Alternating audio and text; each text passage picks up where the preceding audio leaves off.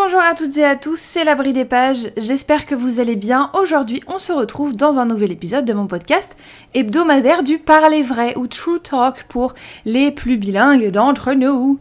Aujourd'hui, on va parler du permis de conduire. Je pense que vous l'avez compris d'après le titre de cette vidéo. Et en plus de ça, que mon permis ne me sert à rien. Je vais vous donner des tas de raisons pour lesquelles mon permis ne me sert à rien. Je regrette pas de l'avoir passé parce que c'est fait quoi, voilà, genre c'est fait quoi. J'ai pas besoin de le repasser, j'ai pas besoin de me dire 10 ans plus tard, après avoir passé le bac, oh my god, j'ai toujours pas mon permis, enfin voilà. Je veux dire, ça fait partie des étapes de nos vies, de chacun, chacune, mais j'avoue que mon permis ne me sert à rien, on va en parler tout de suite. Je pense que le fait de parler du permis de conduire, ça permet de démystifier la chose. Parce que il y en a, je dis parmi nous, parce que j'étais très stressée aussi, qui sont ultra angoissés à l'idée de passer leur permis, à l'idée de conduire. Ils aiment pas ça, mais ils sont obligés. Nous n'aimons pas ça, mais nous sommes obligés. Vous avez raté plusieurs fois le code, vous avez raté plusieurs fois le permis. Vous inquiétez pas, je vais vous dire ce par quoi je suis passée, parce que j'avoue que c'est quand même un sacré vidéo gag, le bordel. Mais bon, comme tous mes épisodes, j'avoue que on m'a souvent dit tu devrais écrire un bouquin avec tout ce que t'as vécu. Ouais, non mais peut-être, mais j'avoue que qui ça amuserait quoi. C'est pour ça que je préfère faire mes podcasts comme ça. C'est plus accessible qu'un bouquin quoi. Après peut-être que j'en écrirai un jour, je sais pas, mais franchement, les gens vont croire que c'est de la fiction alors que non, c'est une autobiographie. Ils vont se dire oh c'est pas possible. Ah bah si, complètement. Enfin bon, bref, pourquoi je vous dis ça, c'est parce que le permis, je vais commencer direct avec le nombre d'heures, je l'ai eu au bout de, je sais plus si c'était 48 ou 58 heures de conduite. Donc ça fait 50, pour arrondir quoi, j'ai eu mon permis au bout de 50 heures ou 60 heures de conduite, je ne me souviens plus, alors qu'on m'avait annoncé entre 36 et 42. Alors le permis, je ne sais pas du tout si c'est la même chose aujourd'hui, mais c'est ultra cher, c'est horriblement cher. Je crois que le mien, il m'a coûté peut-être 2000 balles. Et encore, je suis pas sûre, peut-être que c'était plus que ça, je sais plus trop, mais voilà. Disons que c'était mes parents qui l'avaient payé, donc ils m'avaient dit le prix au début, on en avait parlé, etc. C'était dans une auto-école qui était très réputée, qui était dans la région parisienne, parce que j'habitais dans la région parisienne à cette époque-là. Donc voilà, j'ai choisi l'auto-école qui était la plus réputée, la plus proche de chez moi. Et puis j'avais des copines qui étaient au code en même temps que moi, donc on a passé du bon temps. Donc en gros, moi, le permis, j'ai décidé de le passer à partir du moment où j'ai fini mes études à Paris. Non, pas du tout. Où j'ai fini mon lycée. Non, où j'ai commencé mes études à Paris, pardon.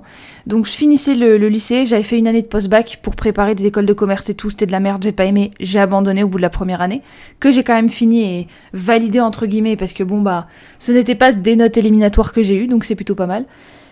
Donc à la fin de cette année-là, j'avais 19 ans. Et je me suis inscrite au cours de conduite.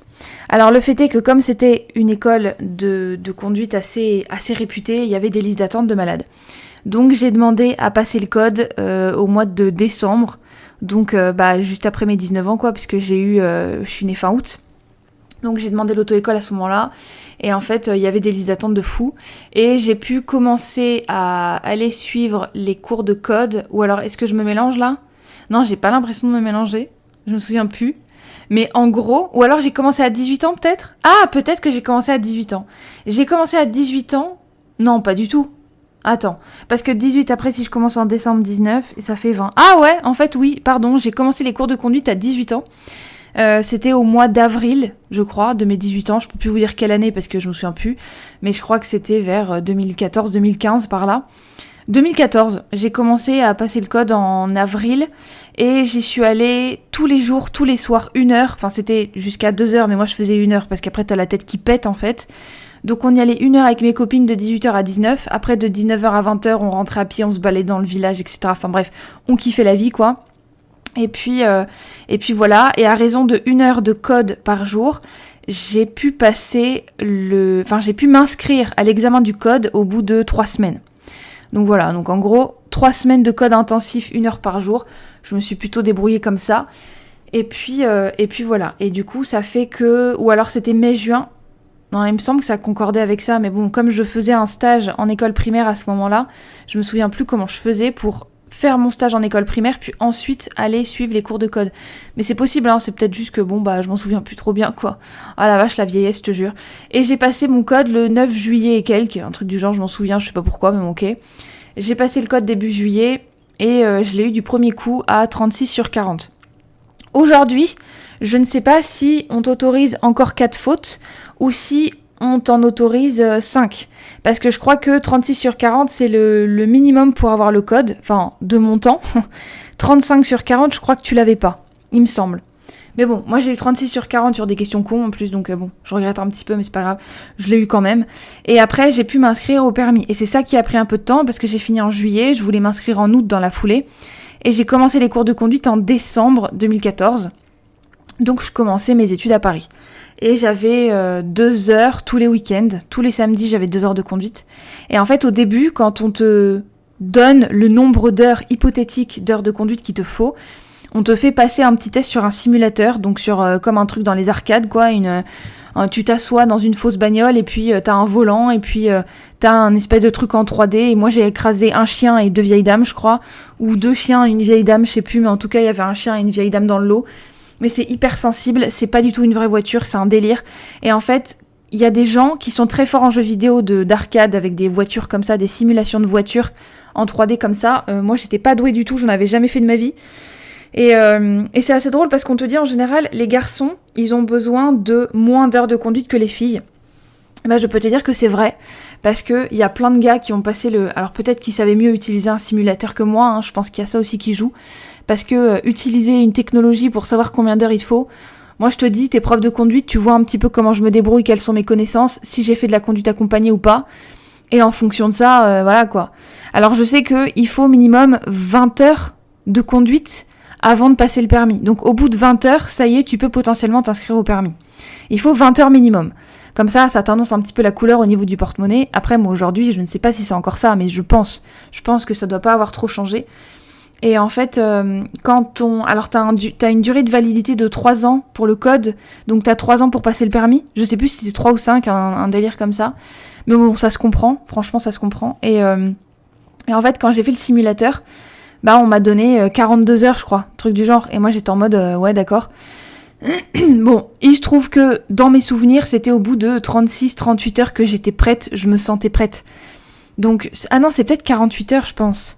Enfin bref, je sais plus du tout, je saurais pas vous donner les chiffres, mais en tout cas, c'est entre 50 et 60 heures de conduite que on m'a inscrite au permis et que j'ai pu passer mon permis. Mais il y a un problème avec ça.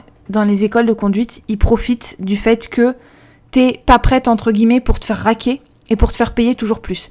Et en fait, ce qui est chiant, c'est que moi, dans mon auto-école, on me changeait toutes les semaines de moniteur. Toutes les semaines, je changeais de prof, j'étais jamais avec le même. Je suis tombée sur des moniteurs qui faisaient des doigts d'honneur au volant. Enfin, au volant, du coup, siège passager, parce que c'était moi qui conduisais. Je suis tombée sur des monitrices qui me cassaient. Enfin, voilà, ça dépend sur qui tu tombes. Donc, le simulateur m'a donné un certain nombre d'heures. Et puis, en fait, c'est ça qu'ils te mettent dans ton petit carnet. Alors, t'as... Ah non, le carnet, c'est le carnet de code. Mais après, t'as un autre carnet qui est ton carnet de... Oh, je m'en souviens plus du tout, mais il me semble que c'était un carnet pour les deux. Genre la moitié c'était le code et puis l'autre moitié c'était tes cours de conduite avec ce que t'as appris à faire et tout. Enfin, c'est tellement flou, c'était il y a longtemps, hein, c'était en 2015 que je l'ai eu. Donc en 2025, en août 2025, ça va faire 10 ans que j'ai mon permis. Et au total, j'ai dû conduire une année. Hein. Une année complète, hein. Quand je vous dis une année, c'est en heure de conduite, j'ai dû conduire une année, quoi. Voilà. C'est à peu près tout. Hein. Donc pourquoi je vous dis mon permis sert à rien ? Bon, mais je vais vous en parler un petit peu plus en détail. Et en fait, voilà, j'ai passé mes heures et tout. J'avais une monitrice de conduite qui n'arrêtait pas de me démonter. Elle me disait que les points négatifs. Et un jour, je me suis tournée vers elle, j'ai fait tu peux me dire les points positifs, s'il te plaît, pour une fois, ou ça t'écorche la gueule, en fait ? Bref, elle l'a mal pris, on s'est engueulé.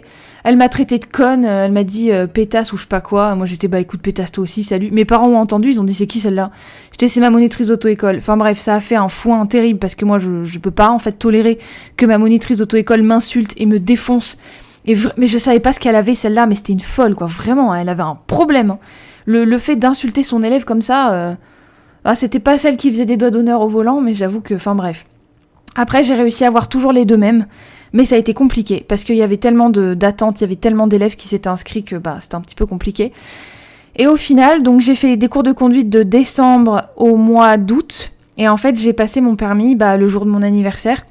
Et je l'ai eu du premier coup. Et sur 32, j'ai eu 29 sur 32, je crois. C'est 32 points, j'ai eu 29 ou 30, un truc du genre. Enfin, la seule faute que j'ai fait, faute entre guillemets, c'est que y avait un feu. Donc c'était un parcours, à la base, on m'avait inscrit début juillet dans un parcours de merde. Et moi, je voulais pas faire ça. Moi, j'ai dit, écoute, non, en fait, ça sert à rien. Donc du coup, on m'a fait passer sur un autre parcours tellement j'ai insisté parce qu'à un moment donné, c'est pas possible. Tu veux me faire foirer ou tu veux encore raquer sur mon dos, je sais pas. Donc faites attention à vos auto-écoles parce que franchement, parfois, s'ils sont pas très honnêtes, ils vont se faire de la thune sur votre dos, clairement. Et en fait, au mois d'août, c'était un trajet qui était facile, franchement, j'ai pas eu trop de problèmes.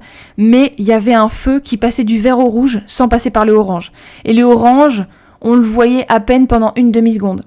Donc, tu rétrogrades, tu mets le pied sur le frein, tu mets la main sur le boîtier de vitesse parce que c'était une voiture manuelle. Et en fait, rien que ça, la monitrice a vu que je l'avais fait, elle m'a pas enlevé de point là-dessus. Par contre, le rond-point d'après, une fois que je me suis dit c'est bon, j'ai passé le feu et ma monitrice a dit que je gérais, sachant qu'elle était en train de raconter sa vie avec le moniteur d'auto-école qui était derrière, que j'avais jamais eu en cours, mais franchement c'était sympa parce que moi je participais avec eux et tout, j'entendais ils parlaient de leurs enfants respectifs, enfin bref, c'était franchement sympa. Et en fait, à un moment donné, je suis rentrée dans un rond-point. Et apparemment, il y avait une voiture en face de moi dans l'autre sens du rond-point. Donc l'autre sortie qui était en face, quoi, tout droit. Qui était rentrée aussi et elle m'a compté un refus de priorité. Alors qu'à un moment donné, j'étais rentrée d'abord. Enfin, je sais pas, dans les faits, quand tu vois que la voiture, elle est loin, tu rentres sur le rond-point, tu vas pas faire la mamie et attends, enfin, je sais pas. Et en fait, elle m'a dit, non, mais c'est vrai que dans les faits, tatati tatata, voilà, quoi. Donc, bon. Au final, j'ai eu 2 points ou 3 points moins à cause de ça.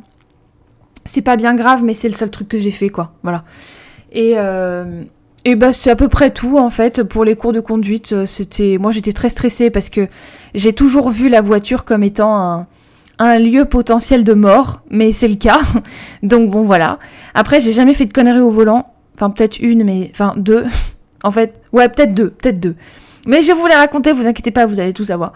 Et en fait, c'est vrai que le code en soi et les cours de permis m'ont permis de savoir à conduire une voiture. Mais les cours de code, dans les faits, c'est vrai que c'est en conduisant, mais sans moniteur, toute seule au volant et en étant responsable de ta propre vie que tu apprends le plus et que tu es de plus en plus responsable, en fait. Après, c'est vrai que j'ai vu des usagers sur la route et c'est surtout ça qui me stresse. C'est pas moi, c'est pas mes réflexes, parce que j'en ai et je peux vous dire que ça m'a sauvé la vie. Donc voilà. Mais le fait d'avoir potentiellement d'autres usagers en face qui font de la merde, c'est ça qui me stresse en fait, parce que moi quand je vois les gens qui vont dans ma rue, qui est une rue résidentielle, ils conduisent comme des blindes, ou alors entendre des voitures qui, parce que c'est une ligne droite de 500 mètres, ils conduisent à 101 km/h ou je sais pas quoi, et quand je vais dans les voitures de gens qui conduisent mal, c'est vrai que moi, je suis extrêmement stressée et c'est ça qui fait que, au final, la conduite, ça me stresse, quoi. C'est pas forcément pour mes réflexes, c'est pas que je me fais pas confiance, c'est vraiment les usagers. Je me dis, il y en a un, à un moment donné, dans un rond-point, qui est rentré juste après moi. Moi, j'étais sur la voie de gauche et après, je me mettais... Donc, quand tu sors, à partir de là, 3e, 4e sortie, enfin, quand t'as 4 sorties, donc toi, t'es dans la première, tu prends la deuxième, tu mets ton clignon à droite, tu vas sur la voie de droite. Quand tu sors la sortie en face, la sortie à gauche, demi-tour, enfin peu importe, à partir de la sortie en face, tu vas sur la voie de gauche avec ton clignot à gauche et après tu mets ton clignot à droite pour te déporter. Quand tu dépasses la deuxième sortie, tu vas sur la voie de droite, tu mets ton clignot à droite pour sortir à la sortie suivante. C'est ce que j'ai fait. Il y a un mec qui est arrivé comme une blinde derrière moi alors que j'avais clairement indiqué à la deuxième sortie que j'allais sortir à la troisième. Donc t'enlèves le clignot gauche, tu mets le clignot droit, tu vas sur la voie de droite et ensuite tu sors. Et le mec m'est arrivé comme une blinde dans le dos, il a klaxonné, enfin il s'est fait peur quoi. Moi j'ai eu peur aussi parce que je me suis dit putain c'est quoi ce délire. Et en fait c'était juste un con, hein, clairement. Parce qu'à un moment donné, c'était moi qui avais fait la bonne chose. Mais bon. Mais mon réflexe m'a sauvé, c'est juste que j'ai suivi le code quoi en fait. Donc là c'est pas vraiment un exemple. Par contre maintenant on va passer aux petites anecdotes qui sont assez rigolotes. Alors, au fur et à mesure que tu conduis, tu vas prendre des libertés, tu vas avoir plus confiance en toi, etc. Et un jour, je sortais d'un rond-point. Les ronds-points, je déteste ça, mais de toute façon, les Américains, ils se foutent de notre gueule avec les ronds-points, ils comprennent jamais rien, et ça, je les comprends. Et du coup, je sortais d'un rond-point, et il y avait peut-être... Alors, il y a marqué que pour doubler, tu dois avoir 150 mètres de visibilité devant toi. Et ligne droite, genre pas de petits virages, etc. Enfin, pas de conneries, quoi. Et en fait, il y avait une voiture qui allait vachement lentement et je me suis dit, j'ai peut-être moins de 200 mètres pour doubler, mais franchement, je vais le faire. J'ai accéléré comme une blinde, mais sans dépasser la limite. C'est ça qui est beau. Et ensuite, au dernier moment, quand il y avait un rétrécissement de la route, il y avait 2 voies qui se rétrécissent en une seule, avec un trottoir. Et ben, au dernier moment, j'ai fait la belle gosse, mais je me suis dit, je le ferai plus jamais, parce que c'est un petit peu stressant quand même. Faut être en forme ce jour-là. Hein. Et en fait, je me suis déportée au dernier moment, je l'ai doublé et j'ai mis personne en danger parce qu'il y avait suffisamment de distance, mais c'était au poil de cul près, quoi. Mais vraiment. Et je me suis dit, bon, j'ai eu des réflexes, Oui, des réflexes, clairement. Je contrôlais ce que je faisais, donc voilà, j'étais plutôt fière de moi ce jour-là. Mais en même temps, je me trouvais très con, parce que justement, ceux qui accélèrent pour doubler au dernier moment, je les trouve bêtes, et là, je l'ai été. Donc voilà. Mais heureusement, il s'est rien passé, et puis surtout que j'ai géré mon truc, quoi. Et aujourd'hui, quand je vois des gens conduire, je me dis, ils font pire que ce que j'ai fait ce jour-là. Mais bon, ok, c'est pas grave. Après, chacun a confiance ou pas en lui. Enfin, voilà, je veux dire, ça dépend de vous et de votre appréhension et de votre appréciation de votre route, de vos réflexes, de votre contrôle sur le volant, etc., etc. Et sachant que le permis, c'est... Alors attendez, j'ai conduit sur une manuelle, c'était une C3, je crois. Et après, j'ai conduit sur la manuelle de mes parents, qui était un gros 4x4, sans problème. J'ai conduit, je connaissais la taille de la voiture, etc. Et en fait, j'ai pas conduit pendant des années. Parce que, donc, l'exemple que je vous sors avec le rond-point, c'est quand j'ai repris la conduite. Donc, de 2015, parce que j'ai eu le permis pour mon anniversaire en 2015. Enfin, le résultat, c'est 2 jours après, genre un truc comme ça. Et en fait, j'ai eu mon permis le jour de mon anniversaire en 2015, donc je venais d'avoir 20 ans. Et j'ai arrêté de conduire pendant des années et j'ai repris la conduite en 2021, pour vous dire. Donc de 2015 à 2021, j'ai pas conduit, parce que j'étais étudiante à Paris, je travaillais à Paris au début, enfin à Boulogne, etc. Bref. Du coup, je n'avais pas l'usage de la voiture. Même si ça me plaisait bien, parce que de temps en temps, le week-end, il m'arrivait de conduire avec la voiture de mes parents. Et en fait, en 2021, j'ai repris la conduite parce que j'avais été envoyée dans un collège-lycée en tant que prof d'anglais, à 50 minutes de là où habitait mon chéri. On n'habitait pas encore ensemble. Mais je peux te dire que même avec la route, j'ai trouvé une collègue qui habitait aussi au même endroit que moi. Et en fait, enfin au même endroit que lui, du coup. Et petit à petit, je me suis installée. Puis après, je me suis dit, tu sais quoi, je vais reprendre la conduite parce que mes beaux-parents m'ont prêté une voiture qui est une voiture automatique. Je peux te dire qu'avec l'automatique, tu redécouvres la conduite, c'est un délire, c'est trop bien. Tu ne te soucies pas des pédales, tu ne te soucies pas des vitesses, tu te soucies pas du boîtier de vitesse. Enfin, vraiment, t'as juste démarrer, parking, reculer, et puis la pédale d'accélération, la pédale de frein. T'as juste que 2 pédales dans une automatique, donc c'est trop bien en fait. Tu peux te concentrer sur plein d'autres choses. Et après, franchement, quand tu commences à conduire une automatique, les manuels, tu peux plus. Mais je crois que maintenant, au permis, ce ne sont que des automatiques. Donc, de toute façon, si tu veux conduire une manuelle, c'est pas au permis que tu vas apprendre. Donc, de base, les automatiques, je trouve que c'est une très bonne idée. Parce que c'est moins de stress et sans doute moins d'heures de conduite. Parce que rétrograder, accélérer, rester en première dans une côte pour pas caler, pour machin, pour truc, enfin pour caler, mais ensuite avoir plus d'élan dans la côte pour redémarrer... Ouais, tout ça avec les vitesses, c'est un délire. Donc du coup, c'est vrai que le fait d'avoir une automatique, c'est beaucoup plus calme et beaucoup plus stable et beaucoup plus agréable en termes de conduite, ça c'est sûr. Et en fait, donc c'est un petit 4x4 d'il y a 20 ans, quoi. Mais franchement, on se connaissait bien avec la voiture, on s'appréciait. J'ai mon beau-père, mon chéri, ils m'ont fait conduire un petit peu... sur cette voiture-là, ils m'ont fait faire peut-être 1 heure par jour pendant une semaine ou 2. Après, il a fallu changer quelques pièces sur la bagnole, enfin bref.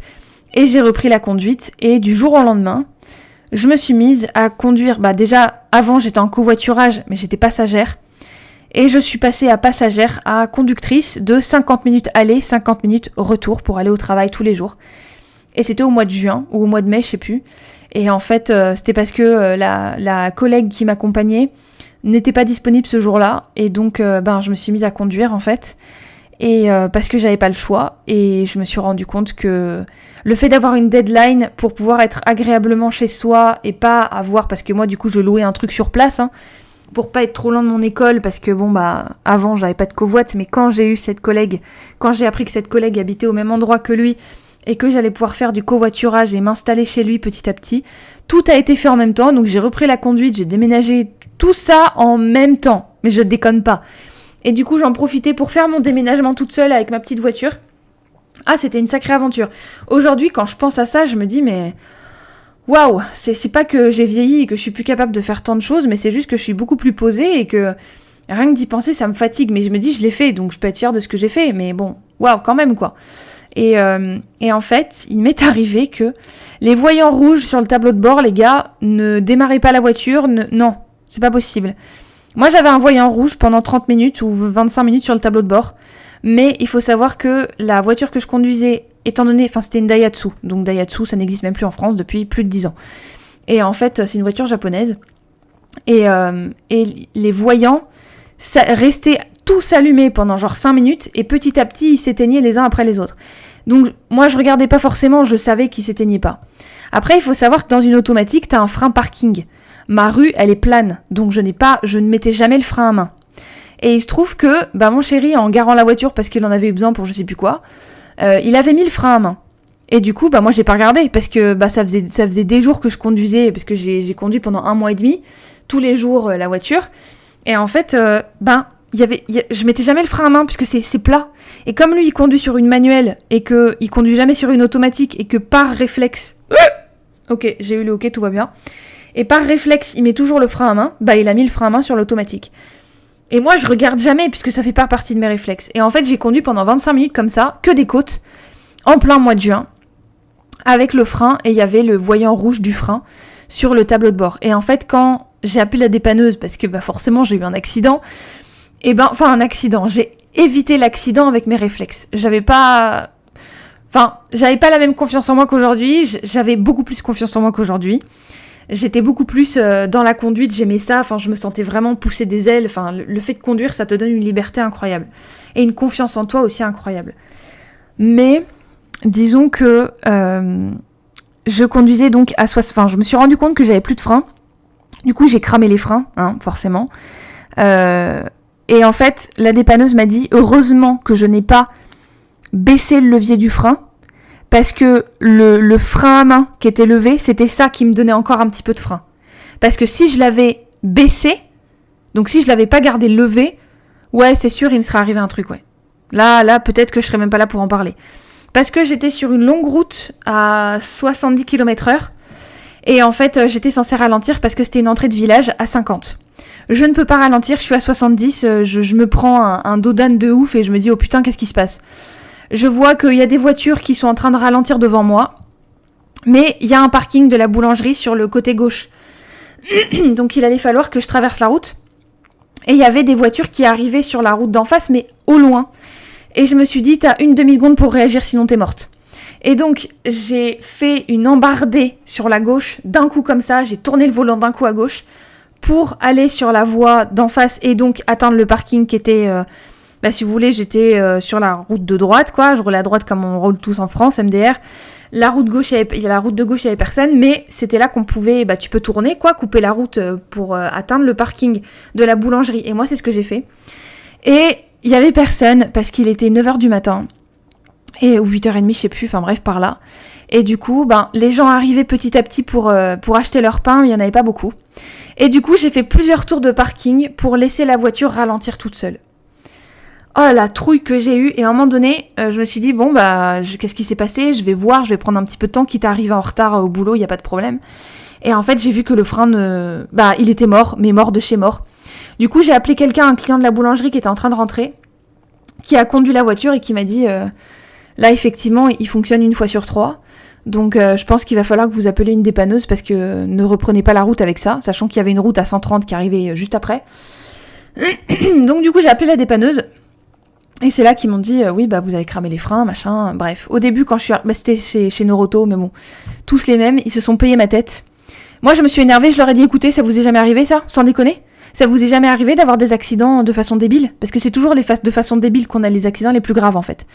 Les plus gros accidents, ce sont dans les villages, quand tu penses que tu connais tes repères et que tu fais des conneries. Oui, effectivement, là, je pensais connaître mes repères, j'ai pas vérifié parce que ça faisait partie de mes réflexes de pas mettre le frein à main, j'ai pas vérifié, voilà. Ça arrive à tout le monde, je me suis pardonnée. Maintenant, si les gens continuent à se payer ma tête, écoute, je m'en fiche, ça vous fera quelque chose à raconter à vos petits-enfants, puis voilà, quoi. Non, mais sans déconner. Donc, du coup... Quand je raconte ça aujourd'hui, la plupart des gens ne se moquent pas du tout parce qu'ils disent que moi aussi ça m'est arrivé à tel moment, j'ai fait ci, j'ai fait ça. J'ai roulé sur un clou, j'ai pas vu qu'il y avait un clou alors que j'entendais des bruits de métal, mais bon, le pneu a pété, c'est comme ça que j'ai su que le clou, en fait, c'était important. Enfin, voilà, c'est des petites histoires comme ça qui arrivent à tout un chacun, et il peut arriver n'importe quoi, comme il peut ne rien arriver du tout, donc à un moment donné, voilà. Bon, ne jamais dire jamais, mais moi, il m'est arrivé ça, et c'est vrai que j'ai eu le réflexe de faire ça. Et en fait, le dépanneur m'a dit que, heureusement que j'avais pas baissé le frein à main, parce que c'était le seul frein qui me restait, quoi. Donc voilà pour mes petites anecdotes. Et maintenant, on va parler de pourquoi je n'ai pas envie de conduire. Je note dans mon petit tableau, là, pour avoir les timestamps, parce que mes épisodes, je les réécoute pas forcément en entier. Je les réécoute, mais pas forcément tout. Et donc maintenant, on va parler du pourquoi je ne m'en sers pas aujourd'hui. Déjà, moi, la voiture que je conduis, ça a beau être une automatique, mais c'est une vieille voiture qui a 20-25 ans, qui fonctionne à essence et qui consomme énormément. Je n'ai pas l'argent pour faire un plein toutes les semaines, clairement. Moi, j'ai besoin de cet argent pour faire les courses et pour avoir quelque chose à manger. Après, je ne suis pas toute seule, je vis avec mon fiancé, qui va être mon époux en mars 2025. Donc, j'ai beaucoup de chance de l'avoir dans ma vie et de pouvoir me dire que le jour où j'aurai des enfants, je ne serai pas obligée de travailler, ou alors je prendrai quelques heures par semaine pour pouvoir avoir un petit argent. Mais j'ai beaucoup de chance d'avoir quelqu'un qui ne me met pas la pression pour avoir des contrats. Parce que c'est vrai que de temps en temps j'ai des contrats, ça va, je le vis bien, j'ai un petit peu d'argent. Et de temps en temps j'ai rien, comme là, de février à aujourd'hui, donc moi quand j'enregistre cet épisode on est fin juin. De début février à fin juin 2024 du coup, je n'ai pas de contrat, j'ai rien signé, j'ai 0 €, 0 centimes, parce que chez Pôle emploi ils ne veulent pas me donner d'alloc. Parce que je suis freelance. Donc quand t'es freelance, tu peux pas avoir d'alloc. Voilà. Donc les allocs qui te permettent normalement de gagner un petit peu et de subvenir à tes besoins le temps de trouver quelque chose, et d'avoir des aides aussi de Pôle emploi pour trouver un boulot, moi je n'y ai pas droit. Voilà, donc je n'ai pas droit à Pôle emploi. J'ai le droit de demander une convention de stage, mais je crois que c'est à peu près tout. Donc voilà, bref, c'est pas grave, je me plains pas parce que écoutez, c'est la France, hein, qu'est-ce que vous voulez que je vous dise. Donc et toujours est-il que voilà, il y a des mois où j'ai pas grand-chose. Après, je fais des économies, je fais attention, mais de là à payer un plein d'essence toutes les semaines, parce que c'est toutes les semaines qu'il faut que je le recharge, ou alors toutes les deux, enfin ça dépend de la conduite que tu fais bien évidemment. Mais c'est pas possible, et je veux pas demander à ma famille, ma belle famille ou à mon chéri de me payer mon plein, c'est non. Parce que il y a quelque chose de plus important qui est que depuis quelques années, depuis que je suis en freelance à la maison, je me rends compte que, surtout l'été, la planète elle est en train de crever en fait. Et le fait d'utiliser des énergies comme ça, du pétrole pour conduire, ça détruit encore plus la planète. Je sais que c'est pas parce que moi je n'utilise volontairement pas la voiture, je n'ai pas d'empreinte en fait. Je n'ai pas d'empreinte sur la planète. Enfin j'en ai bien moins que quelqu'un qui conduit tous les jours. Et c'est vrai que je me sens mieux vis-à-vis de ma planète de me dire que je suis pas en train de la défoncer encore plus. Après je sais que je ne suis qu'une personne parmi 9 milliards sur cette terre, mais si tous les gens petit à petit se disaient la même chose, de une personne, ça va devenir 10 000, puis 1 million, etc., etc. Et je sais qu'il y a des gens qui sont en train de faire cette décroissance, entre guillemets, parce que le fait de volontairement arrêter de surconsommer, notamment la voiture, ça permet de se sentir mieux dans ses baskets, en fait. Et moi, d'un point de vue écologique, je me sens bien mieux. Le fait de me dire que je suis pas en train de polluer inutilement, quoi. Juste pour faire des courses, je vais utiliser la bagnole. Non, je préfère faire 30 minutes à pied ou alors utiliser un petit bus parce que dans mon petit village, enfin dans ma petite ville, parce que c'est pas un petit village, c'est une petite ville, j'ai un bus. Enfin, il y a peu de bus, mais il y en a quand même. Je me dis, si j'ai besoin d'aller loin dans la ville, je peux utiliser le bus le matin, trouver un bus l'après-midi, me débrouiller. Enfin, tu vois, genre, c'est toujours possible, en fait. Tu fais à l'ancienne. Et je me dis, je suis dans une région dans laquelle il y a beaucoup d'agriculture, beaucoup de paysans, beaucoup d'éleveurs, etc. Et en fait, je me rends compte que plus je vieillis, entre guillemets, enfin plus je grandis en fait, plus je me dis que j'ai les mêmes valeurs que ces personnes-là, qui certes utilisent un tracteur pour travailler dans leur champ, mais en termes de valeurs écologiques, de responsabilité, de soins des plantes, de juste de cultiver tes propres légumes dans ton jardin, etc., on a les mêmes valeurs. Alors, moi, je peux pas le faire dans mon jardin actuellement cultivé parce que c'est vrai que c'est très compliqué. On a des chats partout qui déterrent les graines à chaque fois.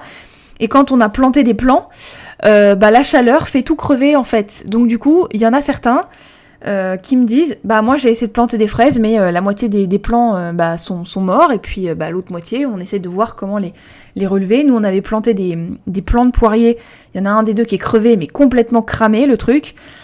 Donc voilà, et si la planète elle en arrive là, c'est que les gens ils surconsomment, ils font pas très attention à ce qu'ils font. Moi quand je dépense mon argent dans quelque chose, c'est que j'en ai besoin. J'en ai besoin en fait.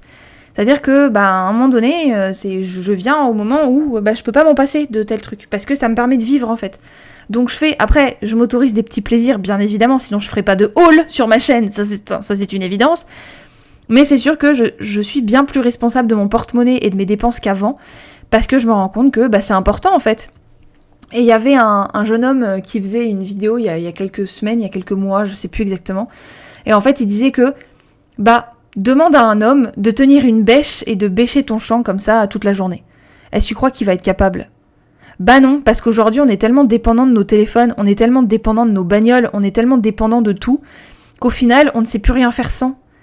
Et moi, je me rends compte que quand je donne mon avis aujourd'hui à des gens qui dépendent vraiment de leur voiture alors qu'ils pourraient ne pas l'utiliser, ils me disent « Ah mais non, t'as raison en fait. Il y a une prise de conscience, mais il faut que quelqu'un initie le mouvement. » Bon, comme d'hab, c'est toujours moi qui ouvre ma gueule, mais bon, c'est pas grave. Après, c'est une question aussi de respect de l'environnement qui vous permet de vivre, parce que si on n'avait pas notre planète, on serait tous en train de crever, ou on serait tous invaded. Bref, invaded.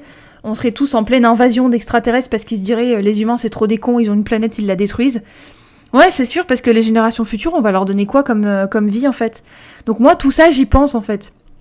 Je suis pas forcément écolo-militante, mais c'est vrai qu'il y a des causes écologiques qui me tiennent énormément à cœur, et le fait de me dire que mon permis me sert à rien parce que j'utilise pas la voiture, je me sens bien parce que je me dis il y a des gens, ils vont en vélo, ils vont en trottinette, ils vont, ils se mettent en danger aussi parce qu'il y a des trottinettes, faut voir comment ils conduisent aussi, parce qu'il y a des trottinettes électriques. Je comprends que c'est bien, mais c'est électrique déjà.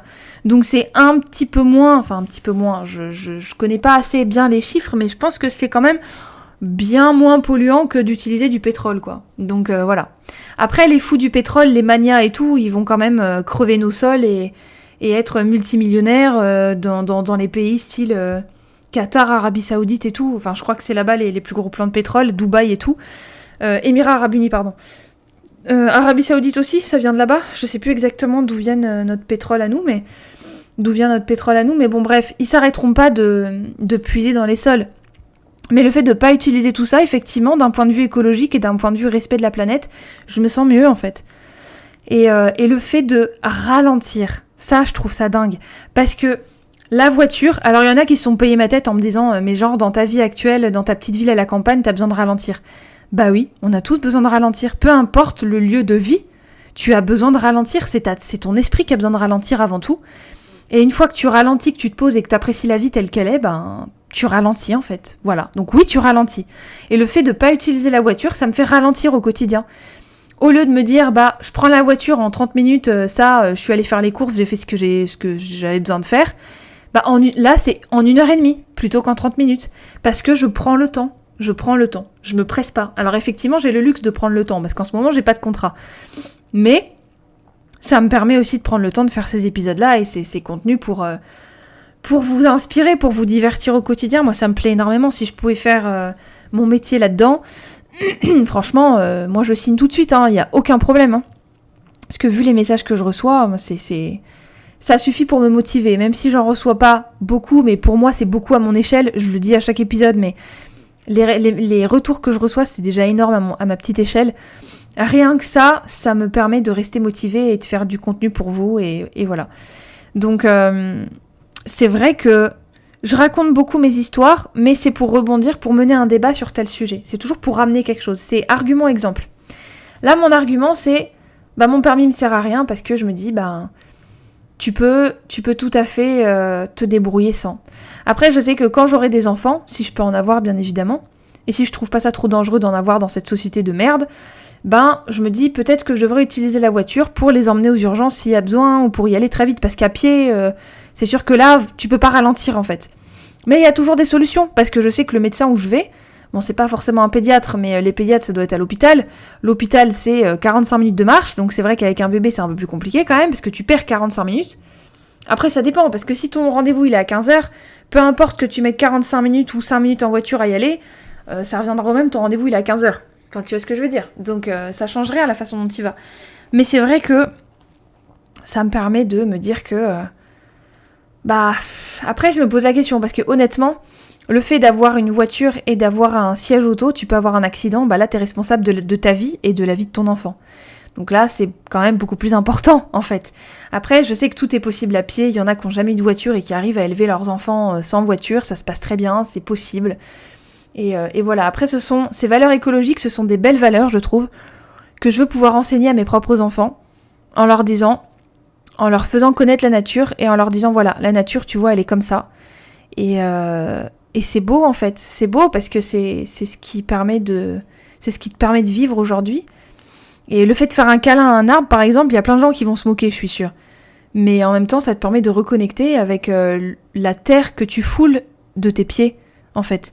Donc, sois pieds nus, va dans l'herbe, etc. Nous, le jardin, c'est souvent la jungle. Mais le fait d'avoir un... comment on appelle ça déjà ? Je sais plus comment on appelle ça. En friche. Le fait d'avoir un jardin en friche, je me rends compte qu'il y a de plus en plus de gens qui font ça, parce que c'est là que... il y a plein de petits insectes que t'avais pas avant, il y a plein de nouvelles plantes qui poussent. Moi, j'ai vu des fleurs incroyables qui ont poussé sauvages dans le jardin. Alors qu'il y en a, ils doivent acheter des plants dans les magasins Jardiland et tout ça, là, pour Truffaut et compagnie. Ils doivent acheter des plants pour les faire pousser. Moi, ça pousse naturellement. On a des tomates qui ont poussé naturellement, mais parce qu'on avait des graines il y a des années. En fait, elles sont restées et puis elles ont germé pour donner des tomates. Enfin, voilà, je veux dire, la terre... Si tu la laisses naturelle, elle va t'apporter de tas de belles choses, franchement. Et ça permet de nous reconnecter à qui nous sommes. Donc nous sommes le fruit de notre terre et nous retournerons à la terre. Donc peu importe que vous soyez religieux ou pas, la terre c'est une notion extrêmement importante.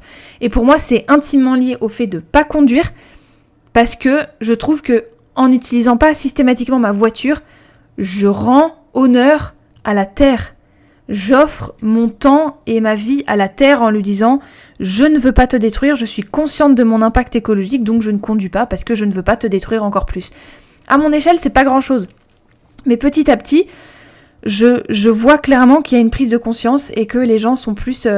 ils ont envie de se balader en pleine forêt, d'aller se balader dans les champs, de marcher les pieds dans la boue. Enfin, je veux dire, c'est peut-être sale parce que tu mets de la boue partout, mais tu t'essuies, puis voilà, quoi. Enfin, je veux dire, c'est un exemple.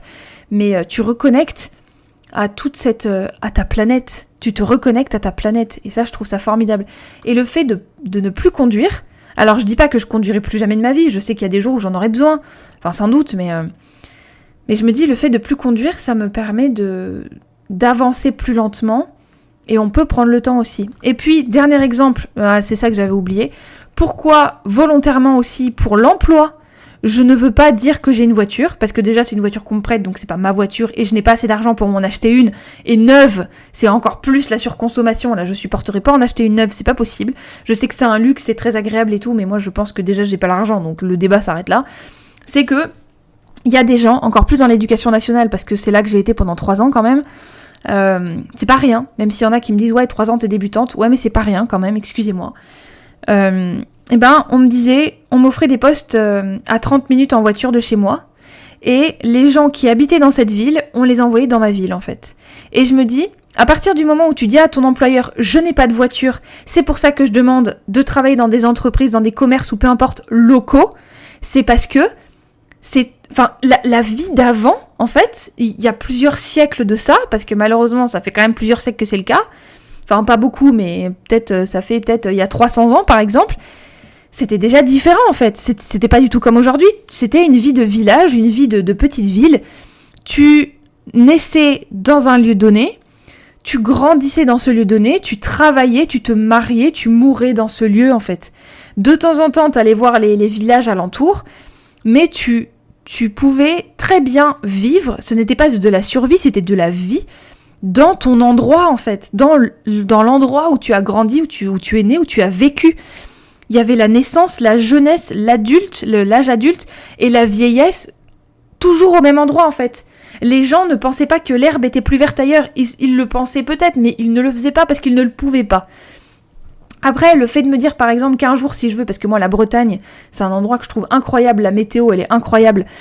C'est vrai que j'adorerais y vivre, franchement j'adorerais vivre en Bretagne. Quitter la Nouvelle-Aquitaine pour aller en Bretagne, mais bien évidemment, je fais ça quand vous voulez, quoi, mais vraiment, il n'y a aucun problème. Bon, le problème c'est que j'ai une famille ici, j'ai des amis, bon, voilà. Mais quand même, je me dis que ça serait pas un problème pour moi de le quitter, quoi. Donc voilà, même s'il y a des attaches, à un moment donné, faut te demander si les attaches c'est plus important pour toi que le lieu de tes rêves, quoi, en fait. Après, le rêve, c'est toujours le débat de Gatsby le Magnifique avec la lumière verte, et dès qu'il a su ce que c'était que cette lumière verte, son rêve n'en était plus un, et du coup, voilà quoi, il vivait sans rêve, et c'est là qu'il perdait espoir, etc., etc. Donc c'est bien d'avoir un rêve inatteignable, parce que tu essaies de te dépasser tous les jours pour l'atteindre, même si tu sais très bien que tu l'atteindras pas. Le fait de garder espoir, ça te permet de... l'espoir fait vivre, en fait. Donc c'est vrai que... Mais après, je me dis, j'aimerais bien y aller quand même un jour. J'aimerais, au moins, avant de mourir, aller en Bretagne... sur une période plus ou moins longue, donc 3 mois, peut-être 6 mois, j'en sais rien, pour voir un petit peu ce que c'est, quoi. Voilà. Ah, ou alors pour des vacances longues, genre 1 mois, tu vois. Non mais vraiment, je déconne pas, c'est comme un pays étranger, quoi. C'est comme un pays étranger, non, mais je veux dire, c'est la même chose que des gens qui se disent, moi je vais en vacances pendant 1 mois au Japon. Moi je pourrais aller en vacances pendant 1 mois en Bretagne, tu vois. C'est comparable, en fait. Enfin, c'est pas comparable dans le sens où t'as pas l'avion à prendre, t'as juste un train, une voiture, etc. Mais... la France est tellement belle que je me dis pourquoi se taper 14 heures d'avion pour aller passer 1 mois, dans un pays où la culture est différente. C'est sûr que le Japon c'est un pays où j'aimerais aller avant de crever, ça c'est sûr. Mais je me dis si j'y vais pas, écoute, c'est pas grave, mais au moins je veux connaître ma France et mon pays plus que je ne le connais aujourd'hui. Je le connais déjà pas mal ce pays, mais c'est mon pays, c'est là où je suis née, c'est là où je vais mourir. J'espère en tout cas. Je pense. Donc, je ne sais pas de quoi demain sera fait, mais voilà. Je me dis, c'est tout ça, ça fait partie du fait que, les employeurs, j'en ai marre que systématiquement, ils te disent, viens travailler là, il faut que tu te fasses 45 minutes aller, 45 minutes retour. C'est quoi le délire en fait ? Non, les postes locaux. Il est temps que les entreprises, elles prennent conscience qu'il y a beaucoup de locaux qui sont employables en fait. Le problème, c'est que tu cherches le mouton à 5 pattes. Et le mouton à 5 pattes, il habite à 1 heure de voiture. Mais prends plutôt la personne locale, t'auras aucun retard. Moi, quand j'étais dans des écoles pas loin de la maison, j'étais jamais en retard, en fait. Non. Après, c'est sûr que c'est un petit peu le piège, parce que tu dis, comme j'ai le temps, parce que j'habite pas loin, je serai pas en retard. Et paf, t'es en retard. Oui, bien sûr, mais moi, je profite justement de la proximité. C'est un luxe, en fait, de vivre pas loin de son lieu de travail. Bon, après, c'était des lieux de travail de merde. Mais, les écoles dans lesquelles je suis allée pas loin, là. Mais sinon, c'est toujours possible d'employer des locaux, en fait. Sauf que les gens, ils se disent, le mouton à 5 pattes, il habite à Niort. Voilà, je vais l'employer à Niort, il va faire 1 heure, 2 heures je sais pas exactement combien, mais bon, bref. Il va faire de la bagnole pour venir travailler pour moi. Chérie, emploie des locaux, quoi. Même si c'est pas le mouton à 5 pattes, il va se former sur le tas, et puis, tu vas pas forcément perdre d'argent ni de temps. Laisse les gens montrer ce qu'ils peuvent montrer au lieu de chercher le mouton à 5 pattes, là. C'est sérieusement. Donc bon. Après, vous allez me dire, mais si tu veux vivre en Bretagne un jour, il va bien falloir que tu ailles en voiture, que tu pollues pour y aller en train, pour y aller... Oui, je vais pas y aller à vélo avec toutes mes possessions, c'est sûr. Mais le débat, ça sera le même une fois sur place. Je vais pas utiliser ma bagnole pour aller je ne sais où, pour travailler, en fait. Vous voyez, le débat reste le même. Voilà. Donc ça, c'est mes valeurs du point de vue du permis de conduire. Je m'attendais pas à parler du tout autant, parce que je n'ai pas préparé du tout cet épisode. Je savais dans les grandes lignes ce que j'allais dire, mais j'avais rien noté du tout. Donc voilà, je pense que j'ai suffisamment parlé, je vous ai suffisamment cassé les pieds comme ça. J'espère que cet épisode vous aura plu. N'hésitez pas à me suivre sur Instagram, YouTube et Spotify. Et à commenter, partager, liker et à vous abonner si cet épisode vous a plu. Et n'hésitez pas à venir me contacter, à me donner votre avis. Moi, je vous le demande dans chaque épisode, mais donnez-moi votre feedback et participez au débat dans les commentaires ou par message privé, si vous préférez être en privé plutôt qu'en public. Voilà, moi j'adore faire ces épisodes. C'est toujours un kiff total et j'espère que vous les appréciez autant que moi. Donc j'espère encore une fois que cet épisode vous aura plu. Et en attendant le prochain épisode, portez-vous bien!